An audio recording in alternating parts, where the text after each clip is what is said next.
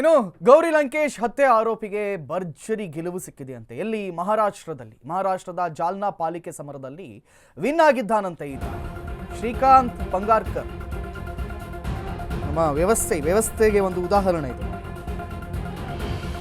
Ward number 13ರಲ್ಲಿ ಪಕ್ಷೇತರನಾಗಿ Srikanth ಸ್ಪರ್ಧೆಯನ್ನ ಮಾಡಿದ್ರು. ಮೊದಲು ಶಿಂದೆ ಶಿವಸೇನೆಯಿಂದ ಹೆಸರು ಘೋಷಣೆಯಾಗಿತ್ತು. ತೀವ್ರ ಟೀಕೆ ಹಿನ್ನೆಲೆಯಲ್ಲಿ ಪಕ್ಷೇತರನಾಗಿ ಶ್ರೀಕಾಂತ್ ಸ್ಪರ್ಧೆಯನ್ನ ಮಾಡಿದ್ರು. ಶ್ರೀಕಾಂತ್ ವಿರುದ್ಧ ಅಭ್ಯರ್ಥಿ ಹಾಕದೆ ಶಿಂದೆ ಸಪೋರ್ಟ್ ಮಾಡಿದ್ರು. ಬಿಜೆಪಿಯ ಪ್ರಬಲ ಪೈಪೋಟಿ ನಡುವೆಯೂ ಗೌರಿ ಹತ್ಯೆ ಆರೋಪಿಗೆ ಗೆಲುವಾಗಿದೆ.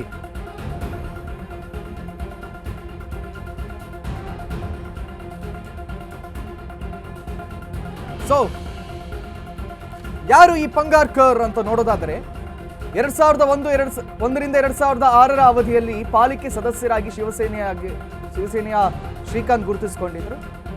ಅನಂತರ 2011ರಲ್ಲಿ ಟಿಕೆಟ್ ನಿರಾಕರಣೆ ಆಯಿತು. ಹಿಂದೂ ಜನಜಾಗೃತಿ ಸಮಿತಿಗೆ ಸೇರ್ಪಡೆಯಾದರು. ನಾವು ಫೋಟೋದಲ್ಲಿ ತೋರಿಸ್ತಾ ಇದ್ದೀವಿ ನೋಡಿ. 2017ರಲ್ಲಿ ಬೆಂಗಳೂರಿನಲ್ಲಿ ಪತ್ರಕರ್ತೆ ಗೌರಿ ಲಂಕೇಶ್ ಹತ್ಯೆ ಆಗುತ್ತೆ. 2018ರಲ್ಲಿ ಅರೆಸ್ಟ್ ಆಗ್ತಾರೆ ಇದೇ ವಿಚಾರದ ಕುರಿತಾಗಿ ಶ್ರೀಕಾಂತ್ ಪಂಗಾರ್ಕರ್. 2024ರಲ್ಲಿ ಅವರಿಗೆ ಬೇಲ್ ಸಿಗುತ್ತೆ. ಇದೀಗ ಅದೇ ಶ್ರೀಕಾಂತ್ ಪಂಗಾರ್ಕರ್ ಎಲೆಕ್ಷನ್ನಲ್ಲಿ ನಿಂತು ಗೆದ್ದಿದ್ದಾರೆ.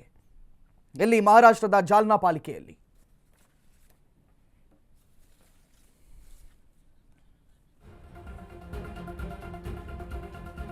ಸೊ ನಾನು ನಿಮಗೆ ಹೇಳ್ತಾ ಇದ್ವಿ, 2017ರಲ್ಲಿ ಬೆಂಗಳೂರಿನಲ್ಲಿ ಪತ್ರಕರ್ತೆ ಗೌರಿ ಲಂಕೇಶ್ ಅವರನ್ನ ಮೇಲೆ ಅಟ್ಯಾಕ್ ಮಾಡಲಾಗುತ್ತೆ. ಅವರ ಮನೆ ಬಾಗಿಲಲ್ಲಿ ಇರುವಾಗ ಅವರಿಗೆ ಬುಲೆಟ್ ಹಾಕಿ ಅವರನ್ನ ಸಾಯಿಸಲಾಗುತ್ತೆ, ಕೊಲೆ ಮಾಡಲಾಗುತ್ತೆ.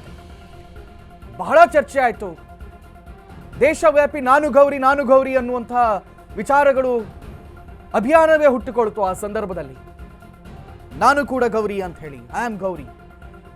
ಈ ಸಂದರ್ಭದಲ್ಲಿ ಜಾಲು ಹಿಡಿದು ಹೋದಂತ ಪೊಲೀಸರಿಗೆ ಶ್ರೀಕಾಂತ್ ಪಂಗಾರ್ಕರ್ ಅನ್ನುವರು ಸಿಗ್ತಾರೆ ಮಹಾರಾಷ್ಟ್ರದಲ್ಲಿ. ಅವರನ್ನ ಬಂಧನವನ್ನ ಮಾಡಲಾಗುತ್ತೆ. ಆ ಸಂದರ್ಭದಲ್ಲಿ ಶ್ರೀಕಾಂತ್ ಹಿಂದೂ ಜನಜಾಗೃತಿ ಸಮಿತಿಯ ಮುಖ್ಯಸ್ಥರಾಗಿದ್ದರು, ಓರ್ವ ಮುಖ್ಯ ಕಾರ್ಯಕರ್ತರಾಗಿದ್ದರು. ಆ ಬಳಿಕ 2024ರಲ್ಲಿ ಬೇಲ್ ತಗೊಂಡು ಅವರು ಹೊರಗಡೆ ಬರ್ತಾರೆ. 18ರಲ್ಲಿ ಅರೆಸ್ಟ್ ಆದರು. 2024ರವರೆಗೆ ಜೈಲಲ್ಲಿದ್ದರು. ಇದೀಗ 2026ರಲ್ಲಿ ಅವರನ್ನ ಗೆಲ್ಲಿಸಲಾಗಿದೆ ಮಹಾರಾಷ್ಟ್ರದಿಂದ.